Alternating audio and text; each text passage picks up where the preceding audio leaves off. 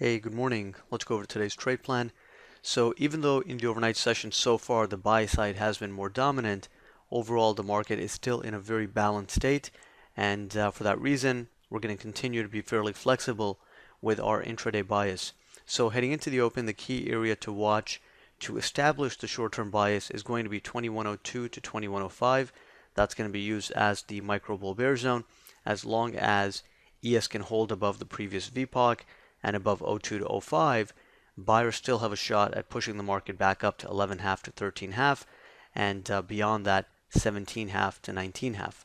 But if we're not really seeing any decent strength and the market fails to hold 02 to 05, then on the downside, we don't really have a whole lot of support until 90 to 92. Now, short term, we do have some minor support here, 97.75, 99.5 is the gap, and you can see that's essentially the bottom of the recent trading range over here, around 97 to 99. And in order to get a continuation to the downside, we would have to see some weakness on the internals and some sustained downside momentum. But from a price action perspective, if you slice through 02 to 05, that would be a failure below the balance that developed yesterday afternoon, and that would tell us that the sell side is still in control, and that can lead to another leg lower down into the 90-92 area. Now, 90-92 and 86-88, those are pretty decent areas of support, and on first test, responsive buyers can be active there. And really, this entire area is just one big support zone. We're just dividing it into two key levels and key areas, but really all of this, down here from 86 all the way up to 91, 92 is fairly decent support. Now, the other markets are still holding up much better than the S&P. So even if we fail at 02 to 05, we can still get buyers at 90 to 92 and 86 to 88, especially if the other markets are testing their recent breakouts, right? So even though ES is relatively weak, if the other markets are testing their breakout levels, and at the same time ES is testing 90-92 or 86-88, that could be a spot where we get a pretty decent reaction on the day time frame. So, we're still open to a move in either direction.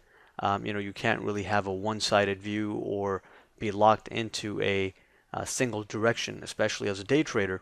But the 02 to 05 area is really going to help us figure out which side is being more dominant, which side's in control, as long as we're holding above 02 to 05, and again, especially above the previous VPOC of 0275, the buyers can still step in. We're trading near a short-term balance area low, so now it's simply a matter of watching to see whether there is enough weakness in this market to drive us lower into 90-92, or are responsive buyers going to be active and defend this area and push us back up into 11.5 to 13.5 and possibly 17.5 to 19.5.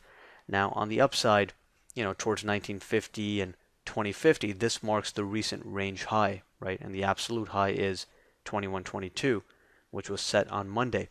So in order to get a breakout above initial resistance, we would have to see very strong internals and some really decent momentum on the upside. And considering that, right now the primary driver in the market is really any news coming out of Greece, and there isn't any pending major economic report remaining on the day time frame, most likely, if we go up, the upside will probably be capped at 17.5 to 19.5, and if we go down, the downside can be capped by 86 to 88, and then we can simply continue balancing from that point forward. So, off the open, we can still get directional movement, and 02 to 05 is really going to help us define which side's being more dominant. If you're failing at 02 to 05, from a market structure perspective, things are going to be bearish, but in order to really get a sustained move lower, you will want to see the advanced decline falling, the other markets participating in the move. So if you're keeping an eye on NASDAQ, keep an eye on the 45.20 to 45.23 area. That's a pretty decent high volume node in NQ, and if it continues to hold above it, then it tells us that there is a lack of weakness in the market. And since we're in a bigger picture uptrend, lack of weakness can result in a move back up towards the 11.5 to 13.5 in the S&P.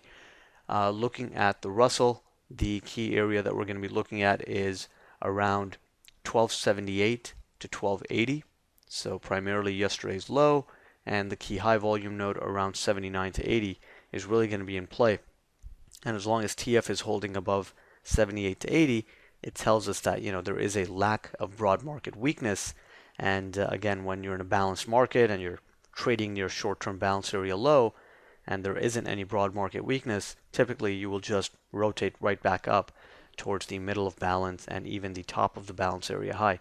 So at this point, again, keep an eye on O2 to O5. Watch the other markets to just see whether we're getting participation across the board or if it's just an isolated case of selling in the S&P. Because if it is isolated and the other markets are holding, then it lowers the odds of a sustained directional move. And that means, then you have to be careful on continuation setups and, make sure that you're not shorting the market too low if the other markets aren't participating in the downside move.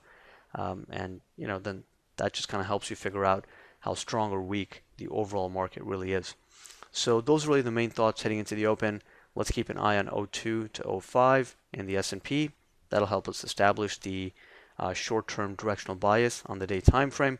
Again, if we fail here, then 90.92 is a potential target, but only if we are seeing some real weakness across the board. And if we're not, then we have to be a bit more cautious. Doesn't mean we can't short. It just means that you want to get relatively good location in order to give your short trades at least a decent shot at working. And it'll allow you to manage your risk and manage the trade a bit better too. And on the upside, if we're holding here, then 11.5 to 13.5 would be the first objective, and then beyond that 17.5 to 19.5, which again can cap the upside unless we're seeing unusual strength on the underlying market internals and the NYC tick. So those are our main ideas heading into the open. Let's see how these markets react near their balances from yesterday afternoon, and we'll take it from there.